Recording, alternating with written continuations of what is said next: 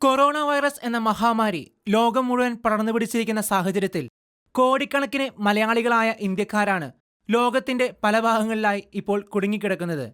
വിമാന സർവീസുകൾ നിർത്തലാക്കിയതും രാജ്യം പെടുന്നനെ ലോക്ക്ഡൌണിലേക്ക് പ്രവേശിച്ചതുമാണ് വിദേശങ്ങളിലേക്ക് പോയവർക്ക് തിരികെ വരാനുള്ള സാഹചര്യം അടഞ്ഞത്. മലയാളികളടക്കം ലക്ഷക്കണക്കിന് ഇന്ത്യക്കാരാണ് പല രാജ്യങ്ങളിലായി ഇപ്പോൾ കുടുങ്ങിക്കിടക്കുന്നത്. ജോലി സംബന്ധമായും വിദ്യാർത്ഥികളായും വിദേശ ടൂറിനായും പോയവരാണ് ഏറെയും.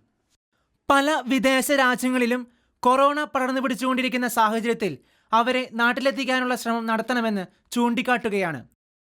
നിരവധിയായ പരിശ്രമങ്ങൾ നടന്നുകൊണ്ടിരിക്കുന്ന സാഹചര്യത്തിൽ അഭിമന്യ മാർ മുല്ലശ്ശേരി പിതാവ് കേന്ദ്ര വിദേശ സഹകാര്യ വകുപ്പ് മന്ത്രി വി മുരളീധരനുമായി ഫോണിൽ സംസാരിച്ചിരുന്നു.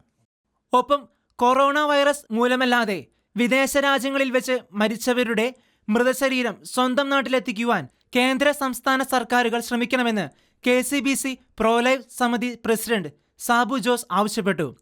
അർഹിക്കുന്ന ആദരവ് മൃതശരീരത്തിന് ലഭിക്കേണ്ടതുണ്ട്.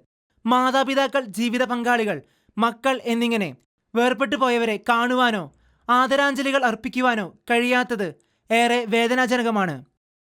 ജോലിയും വരുമാനവുമില്ലാതെ വിഷമിക്കുന്ന പ്രവാസികളെ പരിശോധനയ്ക്ക് ശേഷം നാട്ടിലെത്തിക്കാനുള്ള ശ്രമം നടത്തണമെന്നും നിശ്ചിത ദിവസം ക്വാറന്റൈനിൽ താമസിപ്പിച്ച ശേഷം ഭവനങ്ങളിൽ എത്തിക്കാനുള്ള നീക്കം ഉണ്ടാകണമെന്നും രോഗികൾ, ഗർഭിണികൾ, സ്ത്രീകൾ, കുട്ടികൾ എന്നിവർക്ക് മുൻഗണനാക്രമത്തിൽ നാട്ടിലെത്തിക്കാനുള്ള ശ്രമങ്ങൾ ഉണ്ടാകണമെന്നും അദ്ദേഹം കൂട്ടിച്ചേർത്തു.